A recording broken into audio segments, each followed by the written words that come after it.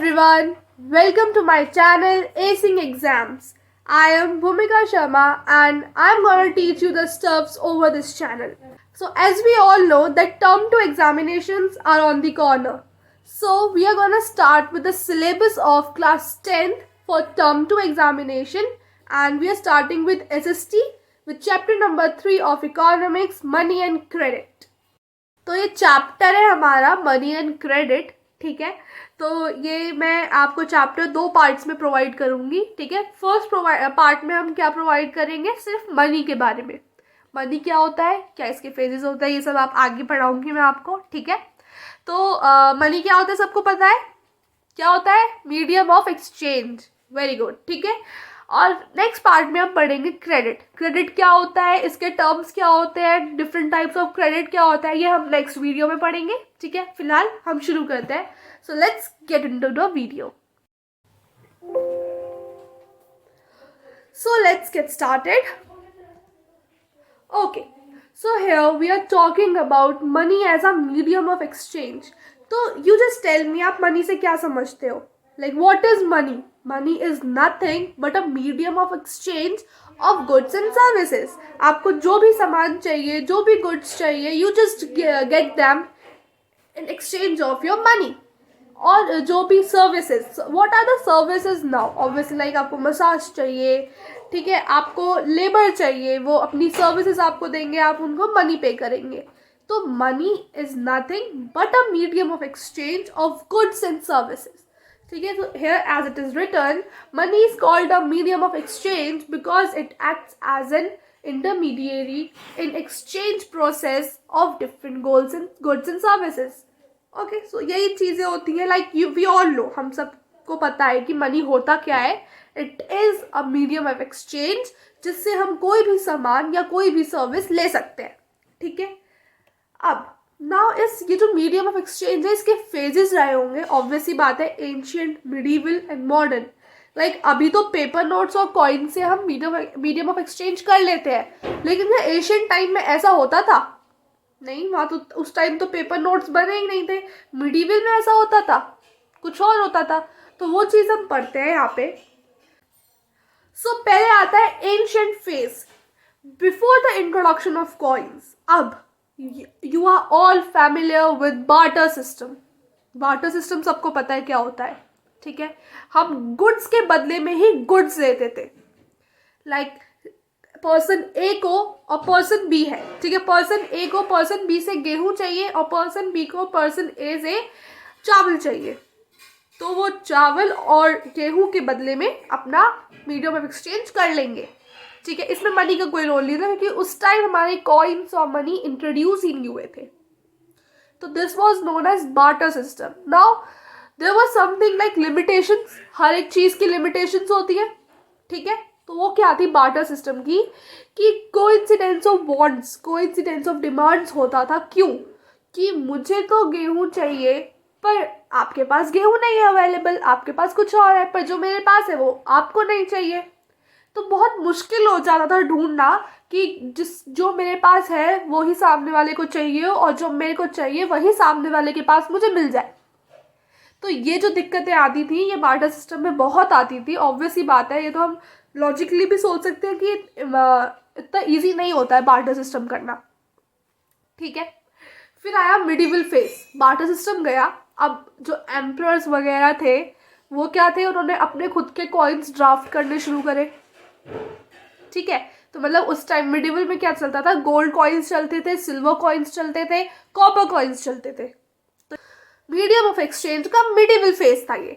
ठीक है, अब हम बात कर रहे हैं मॉडर्न फेज की. ये आपका टॉपिक नंबर 2 है, तो इसे हम और डिटेल में जानते हैं. तो हम बात करते हैं मॉडर्न फॉर्म ऑफ मनी. ठीक है, now what is modern form of money. Obviously जो आप यूज़ कर रहे हो as a medium of your exchange, क्या यूज़ करते हो आप, क्या आप बार्टर सिस्टम करते हो या आप कोई gold coin silver coin use करते हो.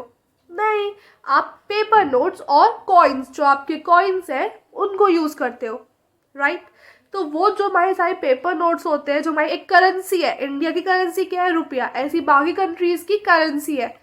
तो ये जो करेंसी है, इनके हिसाब से जो पेपर नोट्स और कॉइन्स होते हैं, इन्हें हम कहते हैं मॉडर्न फॉर्म ऑफ मनी. ठीक है, ये मॉडर्न फेज है हमारे किस चीज़ का, मीडियम ऑफ एक्सचेंज का। ठीक है, क्लियर हुई चीज़।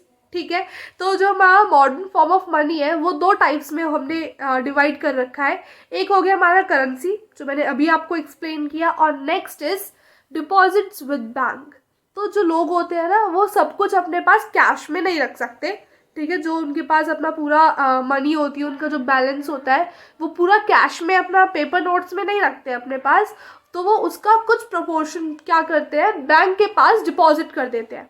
ठीक है, जैसे कि मान लीजिए फॉर एग्जांपल, अगर किसी भी एम्प्लॉय को सैलरी मिलती है ना, तो वो उनके बैंक अकाउंट में ट्रांसफ़र होती है। या फिर मान लो, ऑब्वियसली बात है कि जो लोग होंगे वो सारा का सारा पैसा जिन्होंने आज तक कमाया या कमा रहे हैं, वो सब अपने पास हार्ड कॉपीज़ में, पेपर नोट्स में नहीं रखेंगे।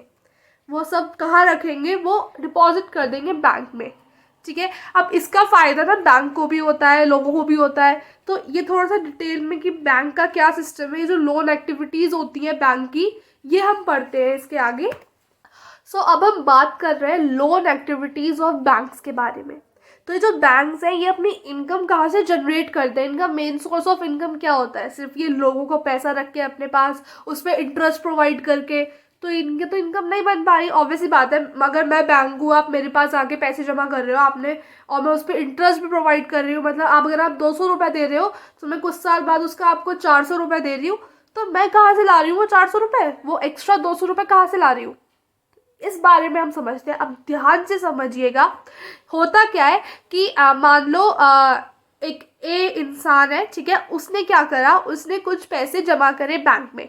ठीक है, और उसने इंटरेस्ट लगा लिया उस पर, बैंक ने उस पर इंटरेस्ट लगा दिया कि 3 साल बाद आके इनका जैसे आपने 1000 रुपये दिए, तो 3 साल बाद आके आप इनके 1500 रुपये ले लेना या 2000 रुपये ले लेना, जो भी रेट ऑफ इंटरेस्ट लगता है। ठीक है, और अब क्या करेंगे, अब जैसे हम भी तो लोन लेने जाते हैं बैंक से। ठीक है, ए ने क्या किया, उसने जमा किया, ठीक है, उस पर इंटरेस्ट लगा, वो चला गया।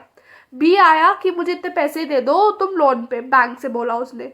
ठीक है, फिर बैंक ने उसे लोन दिया और उस पर हायर इंटरेस्ट लगा दिया।